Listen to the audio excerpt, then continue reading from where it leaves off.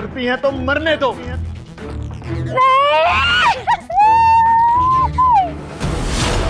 छोड़ दो, मत मारो, मैं खाना नहीं मांगूंगी। पूजा, तुम लोगों को खत्म होना चाहिए था। आजाद हो गई, आजाद हो गई, ये आजाद हो गई। नाज़रीन, ज़माने जहलियत में सिन्फ़े नाजुक होना किसी जुर्म से कम ना था। अगर किसी के घर बेटी पैदा हो जाती तो उस घर में क़यामत बर्पा हो जाती और वो घर मातम कदा बन जाता, क्योंकि इस माशरे में बेटी का बाप होना किसी गुनाह से कम ना था। तो इस गुनाह को छुपाने के लिए 9 मौलूद कलियों को जिंदा दरगोर कर दिया जाता, और अगर इसकी हाथ की लकीर में ज़िंदगी होती तो वो रोज़ मर मर जीती। लेकिन फिर इस्लाम की रोशनी फैली और जहालत के अंधेरे छट गए। इस्लाम ने हमें सिखाया कि बेटी तो खुदा की रहमत है, माँ के पाँव तले तो जन्नत है, बहनें तो आँखों की ठंडक होती हैं। लेकिन अफसोस, आज भी हमारे माशरे में ऐसे जाहिल मौजूद हैं जो एक औरत की कोख से तो जन्म लेते हैं, लेकिन अपनी औलाद के तौर पर उन्हें बेटी बर्दाश्त नहीं होती। आज की तल्ख हकीकत भी कुछ ऐसे ही खानदान के गिर्द घूमती है जहां बेटियां पैदा करना एक औरत का जुर्म बन गया। अरे बेटा, तुम कहाँ जा रही हो? वो अम्मी, मैं असगर के लिए नाश्ता बना रही हूँ। नहीं नहीं बेटा, तुम तो नई नवेली दुल्हन हो, तुम्हारे अभी बनने संवरने के दिन है। इधर आओ, बैठो मेरे पास, बैठ जा, मैं नाश्ता बना के लाती हूँ। लो, असगर बेटा भी आ गया। मम्मी जान। वालेकुम अस्सलाम।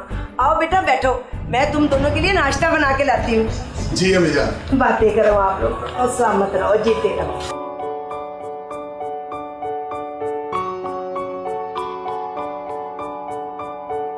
कितनी अच्छी हैं आप लोग, और कितनी बदनसीब थी वो जो आप लोगों को छोड़कर चली गई। बस क्या कर सकते हैं, उसका अपना नसीब था। अरे बेटा, तुम दोनों किस मनहूस की बातें कर रहे हो? भाई, जो खुद अपना घर नहीं बसाना चाहती थी तो कोई क्या करे। असगर बेटा, तुम जाओ और बाजार से सब्जी ला दो, तुम्हारे आने तक नाश्ता भी बन जाएगा। जी अम्मी।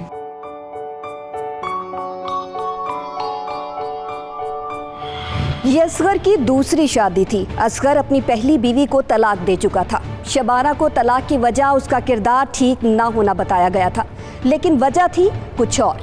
शबाना की नई जिंदगी के कुछ और दिन यूं ही हंसते बसते गुजर गए, और फिर वो घड़ी आई जिसका हर नई नवेली दुल्हन को इंतजार होता है।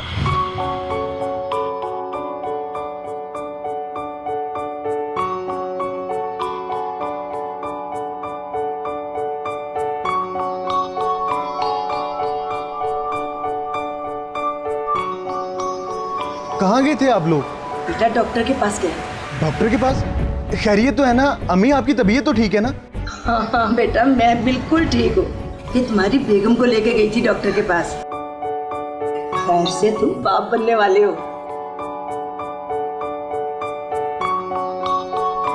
वाकई? और क्या मैं गलत कह रही हूँ? ये ले पकड़, ये डॉक्टर साहब ने दवाइयाँ लिख के दी हैं, क्या जल्दी से लेकर आ। मैं अभी लेके आया।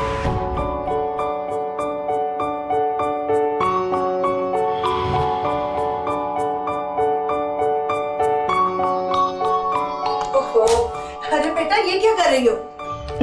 कुछ नहीं अम्मी, बस मिट्टी पड़ गई थी तो वो साफ कर रही थी। कोई जरूरत नहीं है, मिट्टी पड़े या ना पड़े मैं खुद कर लूंगी। बेटा, तुम्हारे आराम करने के दिन है, तुम्हें डॉक्टर ने आराम करने को कहा। पहले ही इतनी कमजोर हो रही हो। चलो बैठो, बात सुनो मेरी, आजा बैठ जा। हमारे साथ वाली है ना कुलसूम, उसने मुझे ये धागा दिया है। कह रही थी मैंने बाबा जी से अपनी बहू को लाके दिया था, और उसकी बहू के यहाँ पूरे 3 बेटे हुए हैं। अब ये धागा जो है ना तू बांध दे, देखना इंशाल्लाह बेटा ही होगा। कह रही थी 3 गिरा लगी हुई है ना, देखना 3 बेटे होंगे। दाद कर। लेकिन अम्मी, ये तो अल्लाह की देन होती है। अल्लाह जिसे चाहे बेटा दे और जिसे चाहे बेटी। तू चुप कर, ज्यादा बातें ना कर, देख लेना बेटा ही होगा।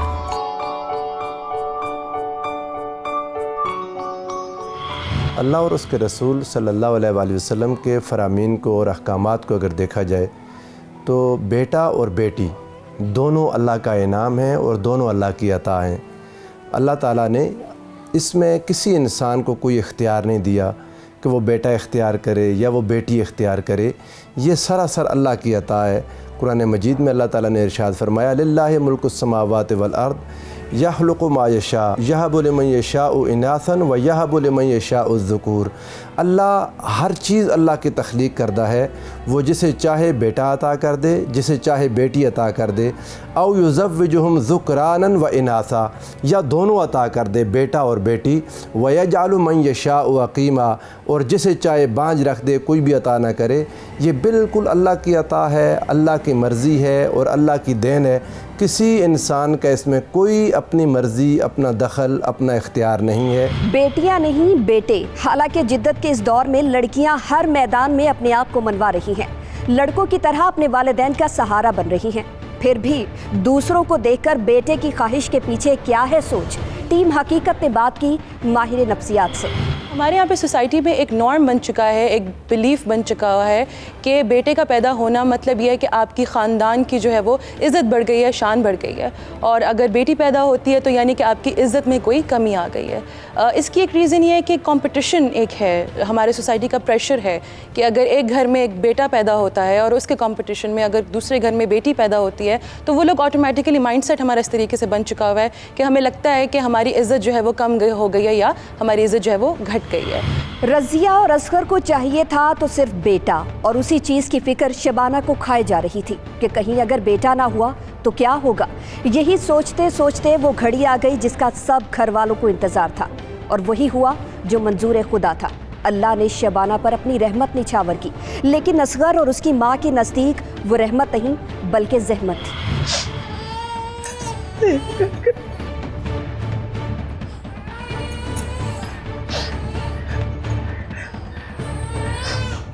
अरे रब्बा, क्या करूं? हम तो मोहल्ले में किसी को मुंह दिखाने के काबिल भी नहीं रहे। सबके पोती हुई है और मुझे नहीं पता था कि ये भी मेरे लिए मनहूस ही साबित होगी। मैं इससे शादी ही ना करता। जा ले जा इसे अंदर। मनहूस मारी।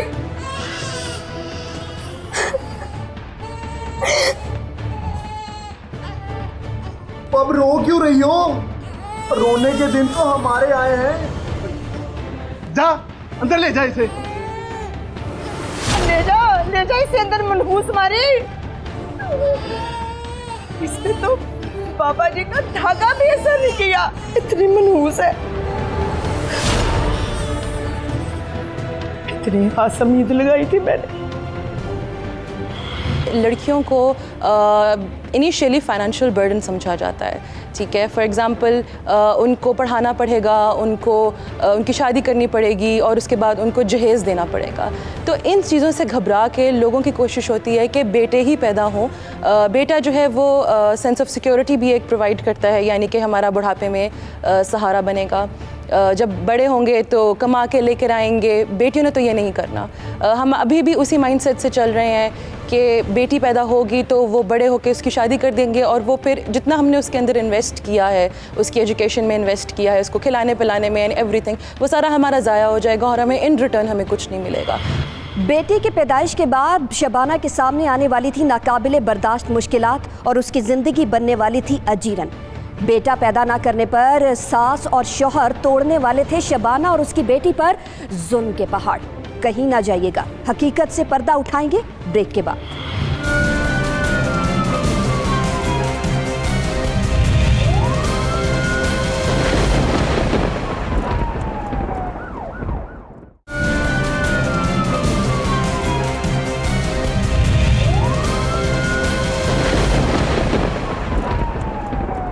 बेटी की पैदाइश के बाद शबाना की जिंदगी एक ही पल में बदल चुकी थी। इसके शौहर और सास की मोहब्बत और प्यार नफरत में तब्दील हो गया। अब शबाना की जिंदगी में तानों के अलावा कुछ ना था। क्यों रोई जा रही तुम? क्या हुआ?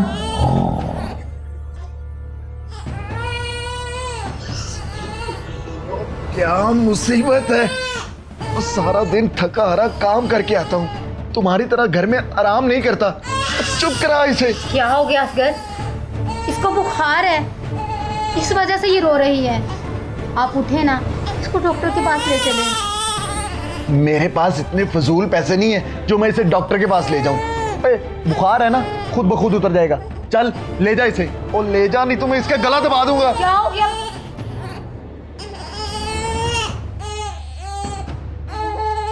क्या बात है, ये क्यों रो रही है मनहूस आधी रात को? अम्मी यहाँ पे तो किसी की बेटी हैं, आप तो ऐसी बातें ना कहें।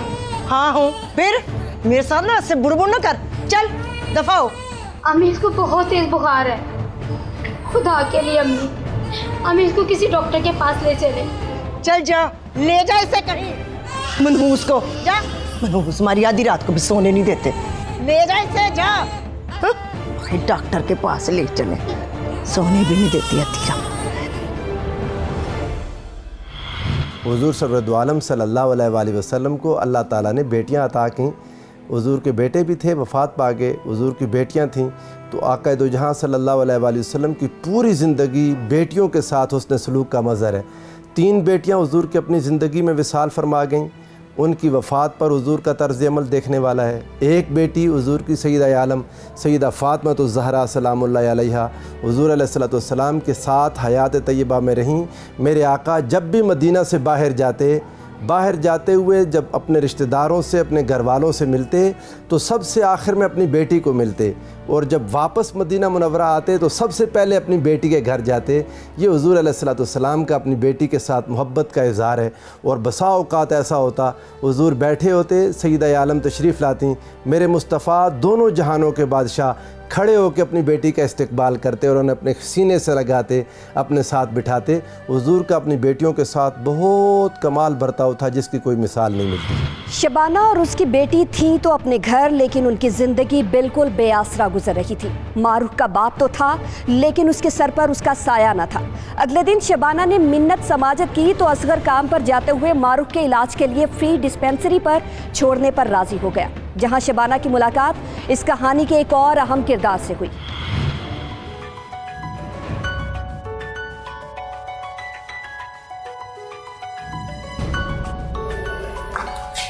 अस्सलाम वालेकुम।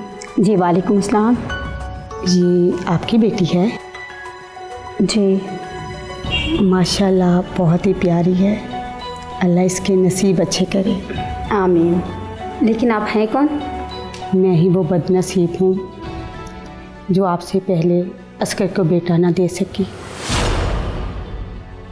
जिसकी वजह से उसने मुझे तलाक दे दी, मुझे और मेरी बेटी को घर से निकाल दिया।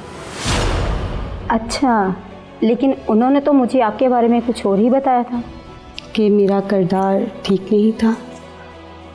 जी। ये सारा फ़ैसला मैंने अल्लाह की अदालत में छोड़ दिया, लेकिन हकीकत तो ये है कि पहली बेटी के पैदा होने के बाद मैं दोबारा माँ नहीं बन सकती थी, इसलिए असगर और उसकी माँ के लिए मैं किसी काम की ना थी। ओह, अच्छा, मुझे इजाज़त दे, मुझे ज़रूरी काम है। अल्लाह हाफिज़। अल्लाह हाफिज़।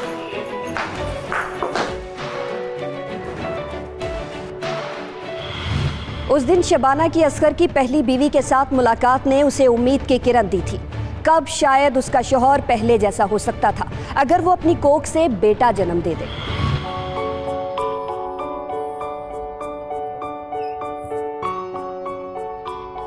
असगर आ गए आप?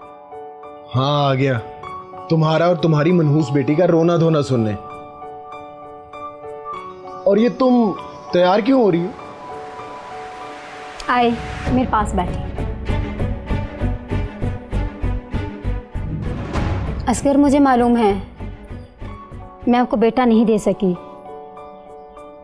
लेकिन अल्लाह के यहाँ देर है अंधेर नहीं। मुझे आपसे सिर्फ अपनी बेटी का नाम चाहिए। असगर, आपको पता आज मैंने क्या बनाया है? आपकी पसंदीदा डिश, सुने ना, कढ़ाई गोश्त। अच्छा, आप जल्दी से ना मुंह हाथ धो लें और कपड़े चेंज करें, मैं आपके लिए खाना लाती हूँ।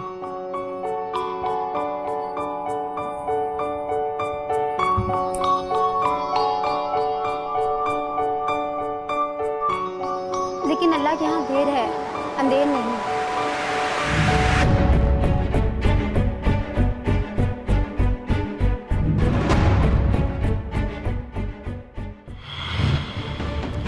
शबाना ने असगर को बेटे की उम्मीद दिलाकर उसे राजी कर लिया और यूं चंद महीने सुकून से गुजर गए।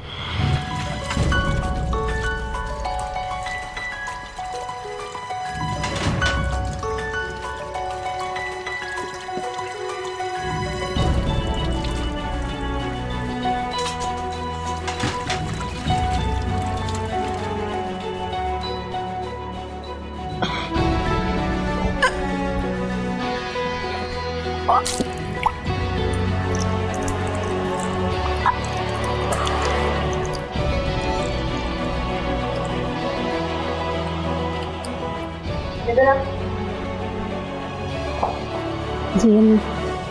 क्या हुआ तुझे? वो कुछ नहीं अम्मी, बस मतली सी आ रही थी। कुछ ना कुछ होता ही है।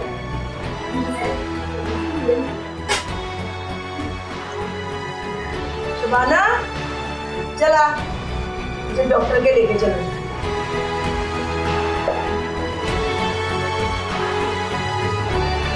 चला जा। शबाना एक बार फिर मां बनने वाली थी और बेटे की चाहत में उसकी सास और शौहर का रवैया एक बार फिर ठीक हो गया। लेकिन शबाना को अंदर ही अंदर ये फिक्र खाई जा रही थी कि अगर फिर बेटी हो गई तो क्या होगा, क्योंकि असगर का मारूफ के साथ रवैया दिल दहला देने वाला था। पापा पापा क्या है? नहीं हूं मैं तेरा पापा। लगाऊं तुझे मैं? क्या हो गया असगर? बच्ची है। इससे मेरे से दूर रखा करो। पता नहीं क्यों मनहूस मेरे गले पड़ गई है। सारे मैच का मजा किरकिरा कर दिया है।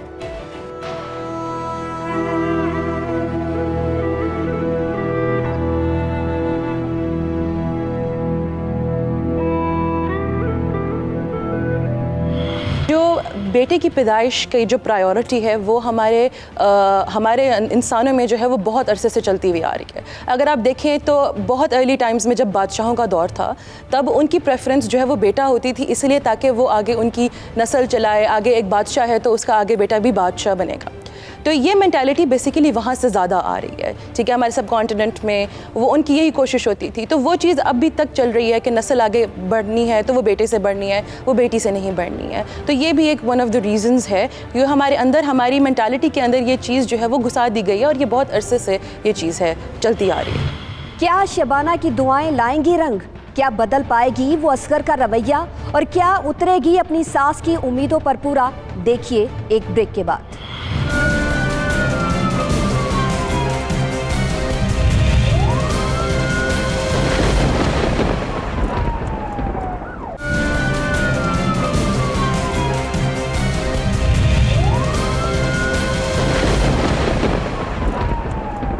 शबाना बेटे की पैदाइश के लिए रब के हजूर दुआएं भी मांगती है और पीरों के पास भी जाती है, लेकिन होता वही है जो मंजूर खुदा होता है। शबाना के यहाँ एक और नन्ही कली खिली और उस नन्ही मेहमान की आमद के बाद शबाना की जिंदगी मजीद जहन्नुम बन गई।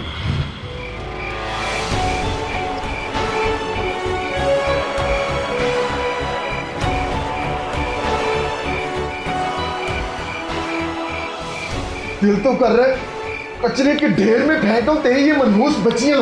हाथ मत लगाना मेरी बेटी को, इसमें मेरी बेटी का क्या कसूर? मुझे बेटा चाहिए था। पहली बार तो मैंने तुझे माफ कर दिया, लेकिन अब मैं तुझे नहीं छोड़ूंगा।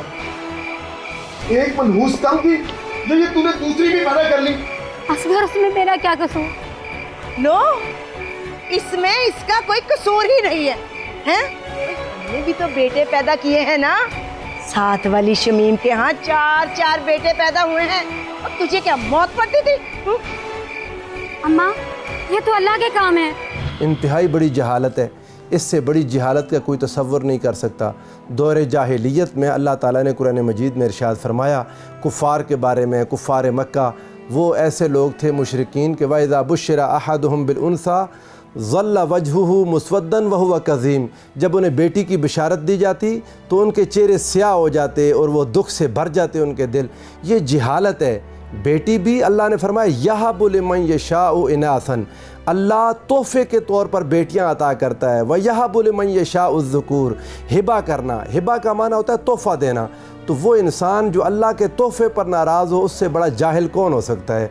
ये अल्लाह ताला की नेमत की नाकदरी है और यकीनन ऐसा इंसान बहुत बड़ा गुनाहगार है। हुज़ूर सल्लल्लाहु अलैहि वसल्लम ने इरशाद फरमाया, जिसको अल्लाह ने 3 बेटियों या 3 बहनों से आज़माया, उसने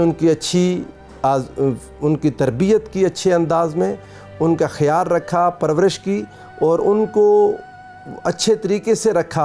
हुज़ूर अलैहिस्सलाम ने इरशाद फरमाया, ये जहन्नुम से उसके लिए रुकावट बन जाएंगी और उसको जहन्नुम से बचाने का ज़रिया बन जाएंगी। एक औरत की तरफ से बेटी की पैदाइश पर अपनी बहू और बच्चियों पर लान तान करना ऐसा क्यों होता है और ये किस किस्म के जहन की तरफ करता है इशारा? माहिर नफ्सियात ने बड़ी हकीकत से पर्दा उठा दिया। सना, 2 चीज़ें इसमें होती हैं, एक तो लैक ऑफ अवेयरनेस है और फिर लैक ऑफ एजुकेशन है।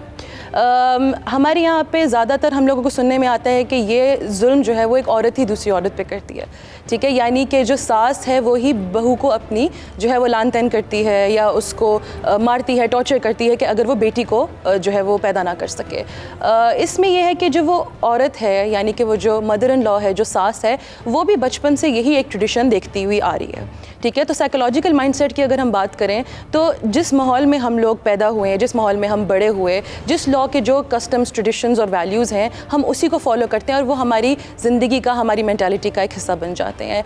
तो ये कहना जो है सेफ़ है कि जो मदर इन लॉ है वो भी इसी तरह के किसी ट्रेडिशन में और घर के वैल्यूज़ और कस्टम्स और माइंडसेट से गुजरी हैं जहाँ पे लड़कियों को नहीं, लड़कों को प्रेफर किया जाता था। तो चूँकि वो भी यही देखते हुए बड़ी हुई हैं और उनकी लाइफ में भी कभी ना कभी उनको जो है वही चीज़ सुनने को मिली हो, उन पर इस चीज़ का टॉर्चर हुआ हो कि बेटा पैदा करना है, बेटी नहीं पैदा करनी, तो उनके लिए अब ये चीज़ नॉर्मल हो चुकी हुई है।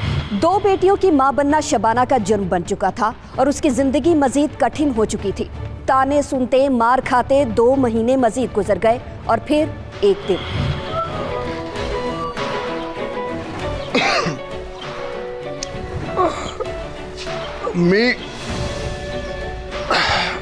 अम्मी उठ जा, अभी तक सो रही है तू। अम्मी उठ जा, आगे उन मनहूस मारियों ने सारी रात सोने ही नहीं दिया। काम पे भी जाना है, नाश्ता बना दे। अम्मी अम्मी अम्मी अम्मी अम्मी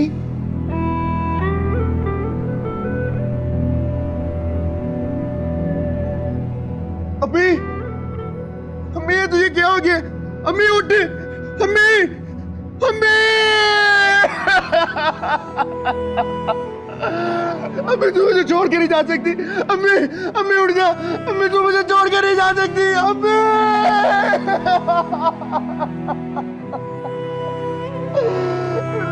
अम्मी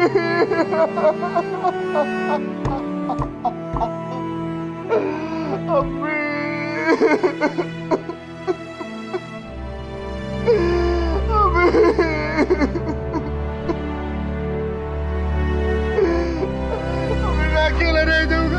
उठ जा अम्मी, उठ जा अम्मी, उठ जा।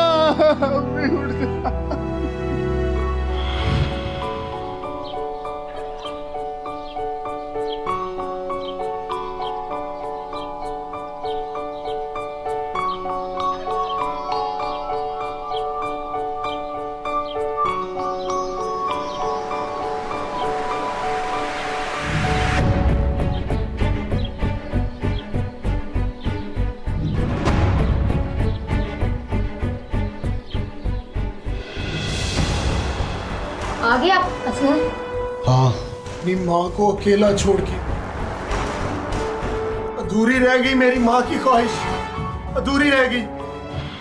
जहाँ पे हम लैक ऑफ अवेयरनेस की बात कर रहे हैं और लैक ऑफ एजुकेशन की बात कर रहे हैं, ये एक बहुत बड़ा फैक्टर है हमारे सब कॉन्टिनेंट की कंट्रीज़ में या एशिया की कंट्रीज़ में, पाकिस्तान, इंडिया, इन जगहों पे, कि अभी तक इस चीज़ का आइडिया लोगों को नहीं है कि बेटा या बेटी पैदा करने का जो है वो कंट्रोल माँ के हाथ में नहीं है, ठीक है। पहली बात तो ये कि ऑब्वियसली ये कंट्रोल अल्लाह ताला के हाथ में है। बाई चांस होता है कि बेटा हो या बेटी हो, तो इस चीज़ की अवेयरनेस हमारे यहाँ पे बहुत हद तक जो है वो जो लोअर एजुकेशन एजुकेटेड क्लास है उनको नहीं है, वो नहीं ये चीज़ जानते कि ये चीज़ औरत के हाथ में नहीं है कि वो बेटा पैदा कर रही है या वो बेटी पैदा कर रही है। लैक ऑफ अवेयरनेस की जब हम बात करें तो हमारे यहाँ पे इस तरह की सिचुएशन क्रिएट की जाए, हमारे यहाँ पे इस तरह के प्रोग्राम्स बनाए जाएँ, हमारे यहाँ पे इस तरह की क्या कहते हैं इवन ड्रामा सीरियल्स में इस चीज़ को प्रमोट किया जाए, ताकि जो लोअर तबका है या वो लोग जिनको इस चीज़ का पता नहीं है, इस चीज़ का आइडिया नहीं है कि बेटा या बेटी पैदा होने का जो है वो चॉइस नहीं होती, वो बाय चांस होती है, ठीक है,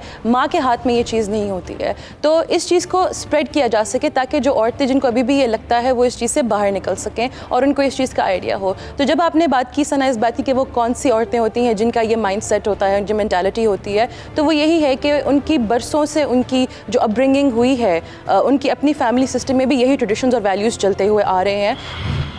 असगर, असगर दरवाजा खोलो, असगर दरवाजा खोलो, क्या कर रहे हो? असगर, कहाँ जाऊंगी मैं अपनी बच्चियों को लेकर? असगर,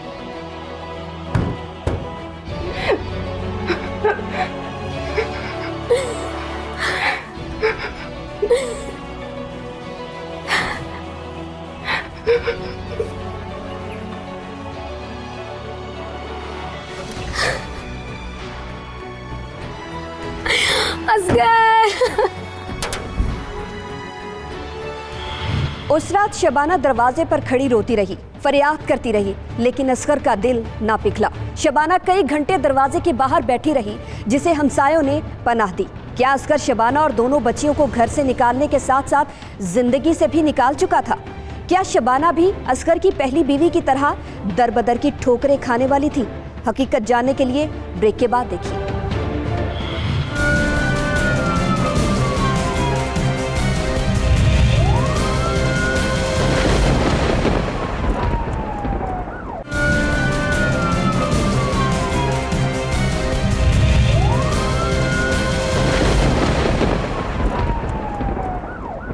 असगर अपनी मां की मौत का जिम्मेदार शबाना और उसकी बेटियों को ठहराकर उन्हें घर से निकाल चुका था। शबाना कई घंटे दरवाजे पर खड़ी फरियाद करती रही, लेकिन असगर को रहम न आया।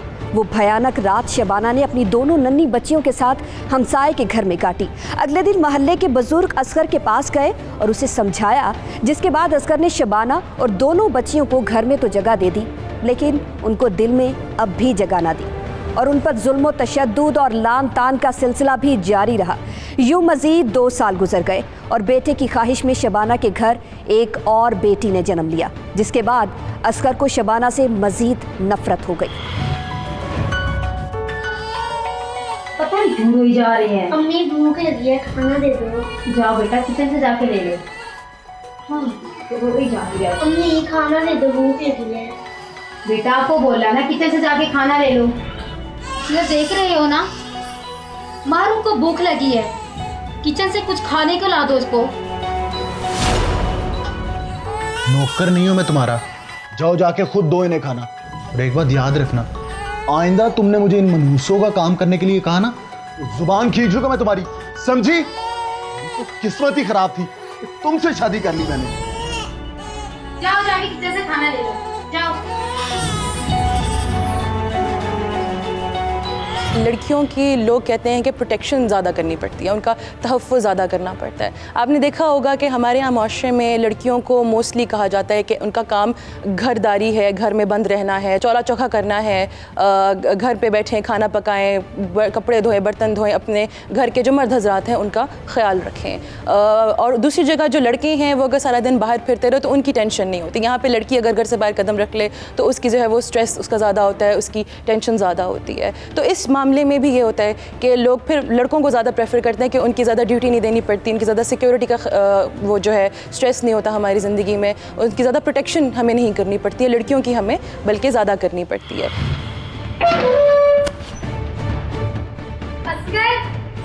राशन खत्म हो गया है, घर में खाने के लिए कुछ नहीं है। तो मैं क्या करूं? नहीं है मेरे पास कुछ इनको खिलाने के लिए। ये खून है आपका? नहीं है खून मेरा, ये मेरा खून इतना गंदा नहीं हो सकता।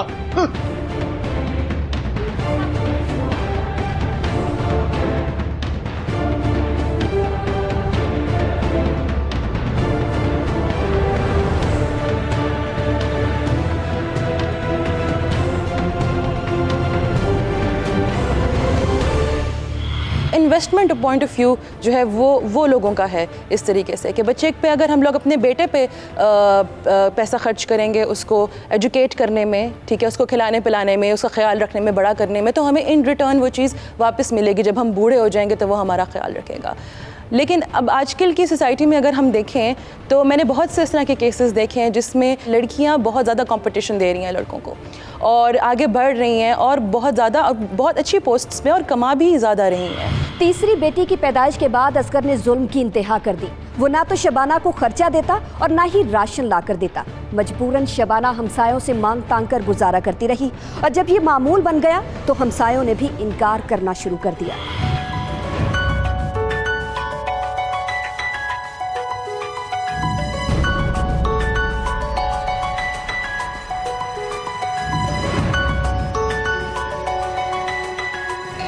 तो बहन थोड़ा सा आटा मिलेगा? शबाना बुरा ना मनाना, तुमने तो रोज ही कुछ ना कुछ मांगना शुरू कर दिया, हद हो गई है। वैसे वो बहन मेरी बच्चियाँ भूखी थी। हमारे भी तो बच्चे हैं, अब उनके मुंह करने वाला तुम्हारे बच्चों को तो नहीं दे सकते ना हम।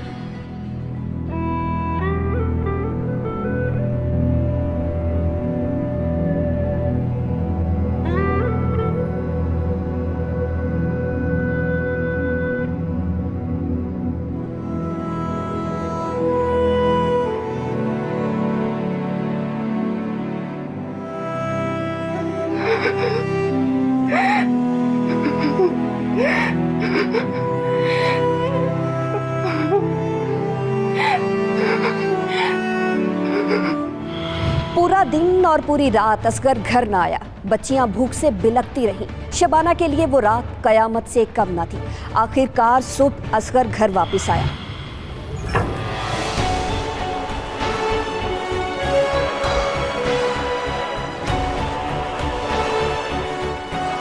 असगर, कल से कहाँ थे आप? बच्चियां भूख से रो रो के हलकान हो रही हैं।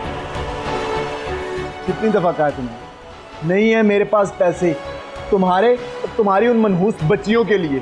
खुदा के लिए असगर, मेरी बच्चियों को खाने के लिए कुछ ला दो। खुदा के लिए असगर, मेरी बच्चियां भूख से मर जाएंगी। ओहो, खुदा के मरती हैं तो मरने दो, मेरी तो जान छूटेगी ना।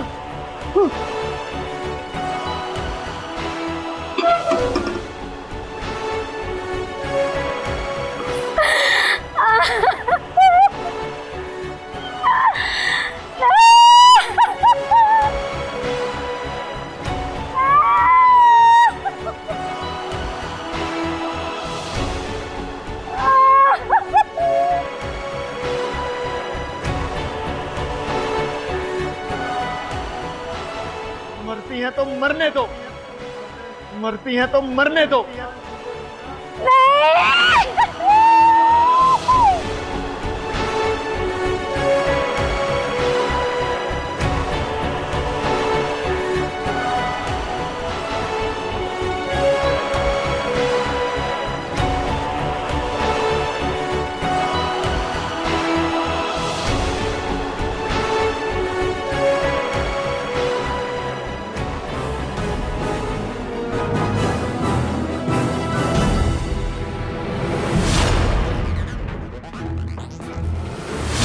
मुझे छोड़ दो, मत मारो, मैं खाना नहीं मांगूंगी।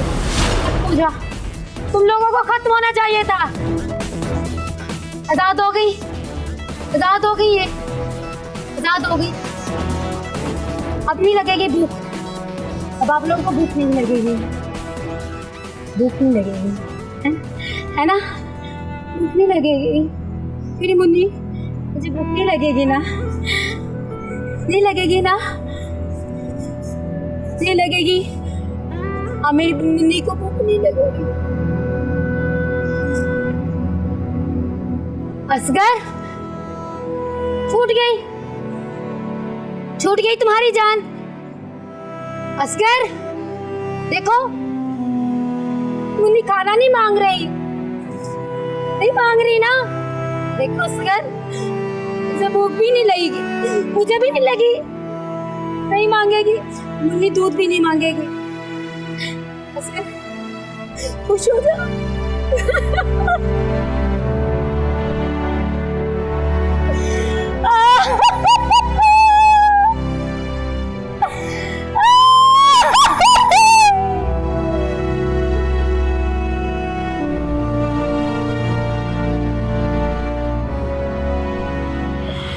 बेटियों के साथ बुरा सलूक करने की वजह यह है कि हम लोग दुनिया को फ़कत सारा कुछ दुनिया को समझ बैठे हैं, आखिरत को भुला बैठे हैं। अगर आखिरत सामने हो तो बेटी जहन्नुम से हिजाब बनने वाली चीज़ है। हुज़ूर अलैहिस्सलाम का फरमान है कि मन आला इमरातैन, जिसको 2 बेटियां मिलीं और उसने दोनों को पाला पोसा, परवरिश की, तरबियत की, बड़ा किया, वो फरमाया मेरे साथ जन्नत में ऐसे होगा जैसे ये मेरी दोनों उंगलियां हैं। अब जिस इंसान को जन्नत की परवाह नहीं, आखिरत की परवाह नहीं, फ़कत दुनिया को सामने रख कर बैठा है, बेटों पर खुश होता है, उसे मालूम ही नहीं कि ये बेटा उसके काम भी आएगा या नहीं, उसको मालूम ही नहीं कि ये बेटा उसके साथ क्या सलूक कर सकता है। बेटा भी हो तो नेक और साले मांगें, और बेटी भी नेक और साले, तभी फ़ायदा है। अल्लाह लोगों को हिदायत नसीब फरमाए कि वो समझ सकें कि बेटा और बेटी दोनों अल्लाह की अता हैं और दोनों के दोनों अल्लाह की तरफ से नेमत हैं और रहमत हैं अगर इनकी अच्छी तरबियत की जाए। एक माँ से अपनी बेटियों की भूख, उनका सिसकना बर्दाश्त नहीं होता और वो ये इंतहाई कदम उठाने पर हो जाती है मजबूर।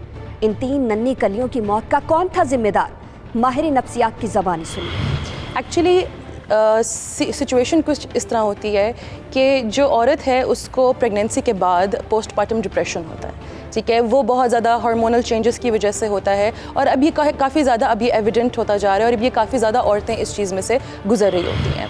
जब बहुत हद तक ये बढ़ जाता है और जब पोस्टपार्टम डिप्रेशन को ट्रीट नहीं किया जाता तो ये पोस्टपार्टम साइकोसिस में बदल जाता है। जिस तरह डिप्रेशन में, पोस्टपार्टम डिप्रेशन में होता यह है कि एक औरत बहुत ज़्यादा स्ट्रेस्ड होती है, बहुत ज़्यादा अपसेट होती है, उसको एंजाइटी होती है, बेचैनी होती है, उसको अजीब-व-गरीब ख़यालात आते हैं, ठीक है। इसमें उनका कसूर नहीं होता क्योंकि उनकी साइकोलॉजिकल चेंजेस और फिज़िकल चेंजेस हुई हैं बच्चे की पैदाइश के बाद। अब उसको साथ उनको साइकोलॉजिकल एक ट्रॉमा दिया जा रहा है, एक साइकोलॉजिकल प्रेशर और टॉर्चर दिया जा रहा है। जिस तरह इस केस में जो हम डिस्कस कर रहे हैं, उनको उनकी मदर इन लॉ की तरफ से बहुत ज़्यादा साइकोलॉजिकल ट्रॉमा था, वो बहुत ज़्यादा ताने देती थी, इनको बहुत ज़्यादा बातें सुननी पड़ती थी बेटियां पैदा करने की वजह से। फिर हस्बैंड की तरफ से, उनके शौहर की तरफ से उनको कोई सपोर्ट नहीं थी। शौहर की तरफ से शौहर उनको मारते थे, उनको खाना नहीं देते थे, उनको पैसे नहीं देते थे, तो वो कभी किसी से मांगती थी, जो कि आपने अभी बात की। तो इन सब प्रेशर में आके ज़ाहिरी बात है उनका जो अनट्रीटेड पोस्टपार्टम डिप्रेशन है वो बढ़ता चला गया, ठीक है। और उसमें और चीज़ें ऐड होती गई जिसमें इनके केस में इतना यकीनी तौर पे ये चीज़ नहीं कहा जा सकती कि उनको बाकी सारे सिम्टम्स हुए थे जिसमें आवाज़ें सुनाई देती हैं, चीज़ें दिखाई देती हैं, वो साइकोसिस का एक पार्ट होती है। लेकिन एक माँ अपने बच्चों को सिर्फ इसी सूरत में ही कत्ल कर सकती है अगर वो अपने राइट माइंड में नहीं है, यानी कि वो रियलिटी से हट चुकी हुई है। पोस्टपार्टम साइकोसिस में इंसान का अपनी जो रियलिटी है, जो दुनिया है, उससे उसका जो ताल्लुक़ है वो ख़त्म हो चुका होता है। वो अच्छे बुरे में, सही गलत में सोचने समझने की सलाहियत जो है वो खो चुके होते हैं। तो ये यकीनी तौर पे इस केस में कहा जा सकता है कि क्योंकि वो ऑलरेडी डिप्रेस्ड थी, वो अपसेट थी, फिर सोसाइटी का प्रेशर था, फिर बेटियां पैदा करने की वजह से उन पे इतना ज़्यादा टॉर्चर किया गया, जिस्मानी भी तशद्दुद किया गया, उन पे साइकोलॉजिकल टॉर्चर भी उनको दिया गया कि इन दी एंड वो होपलेसनेस, रेस्टलेसनेस, इन सब चीज़ों की वजह से इन दी एंड आके उन्होंने उनको ये लगा कि अपनी बेटियों को मारना ही मेरे लिए सही है और शायद अगर मैं इनको ख़त्म कर दूँ, अपनी बेटियों का कत्ल कर दूँ तो मेरी ज़िंदगी शायद बेहतर हो जाए। अब ये वही बेहतर बता सकती हैं कि उन्होंने किस सोच के तहत ये किया, लेकिन जो साइकोलॉजिकल पॉइंट ऑफ व्यू है, जो कि साइंस ये कहती है, साइकोलॉजी ये कहती है कि पोस्टपार्टम साइकोसिस की ही वजह से मोस्ट प्रोबेबली उन्होंने जो है वो ये स्टेप उठाया। नाज़रीन, शबाना ने अपनी तीनों बेटियों को कत्ल कर दिया, लेकिन उनका असल कातिल वो माइंडसेट था जिसने उसे ये इंतहाई कदम उठाने पर मजबूर किया। टीम हकीकत का ऐसी कहानियां दिखाने का मकसद मुआशरे में शऊर उजागर करना है। बेटियां अल्लाह की रहमत होती हैं, उन्हें ज़हमत ना समझे। अगले प्रोग्राम में एक और तल्ख हकीकत से पर्दा उठाएंगे। तब तक के लिए अल्लाह निगहबान।